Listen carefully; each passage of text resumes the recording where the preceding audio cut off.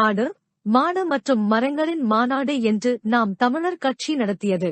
இது என்ன புதுசா இருக்கே எனக் கேட்கிறார்கள் சிலர். மாநாட்டு தலைப்பு புதிதாக இருக்கலாம், ஆனால் கருத்து புதிதல்ல. நாம் தமிழர் மேடைகளில் ஆரம்பத்திலிருந்தே இவை பேசப்பட்டு வருகின்றன. தடையை மீறி ஜல்லிக்கட்டு நடத்தியது முதல் வேடந்தாங்கல் வழக்கு, மரம் நடுவது, மலைமாடுகள் மேய்ச்சல் நில உரிமை போன்ற பல செயல்பாடுகள் நடந்து வருகின்றன.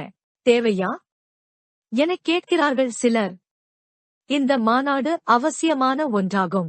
இயற்கை சூழல், சமநிலை, வெப்பமயமாதலை தடுத்தல், உணவு தேவை நிறைவு செய்தல், தற்சார்பு பொருளாதாரம், வணிகம், மழை பொழிதல், காலநிலை மாற்றம் நிகழாமல் இருக்க போன்ற பல விடயங்கள் உள்ளன. அர்த்தமற்ற விமர்சனங்கள் வைக்கிறார்கள் சிலர். அசைவ உணவு சாப்பிட வேண்டாம் எனக் கூறவில்லை. கதவு, நாற்காலி போன்றவற்றைச் செய்ய வேண்டாம் எனவும் கூறவில்லை. தற்சார்பு பொருளாதாரம். யார் கோமாளிகள்? இதன் முக்கியத்துவம் தெரியாமலும் வெறும் செய்திகளை மட்டும் பார்த்துவிட்டு முழுமையாக பார்க்காமல் புரிதலின்றி பேசுபவர்களே கோமாளிகள்.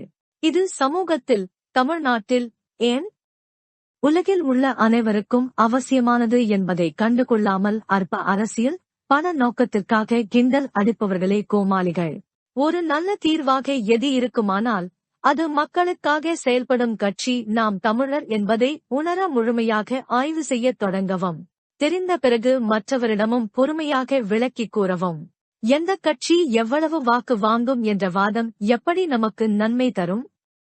சரியான கட்சியில் பலம் பொருத்தி திரண்டு வெற்றி பெறச் செய்வதே உண்மையான வெற்றி என்பது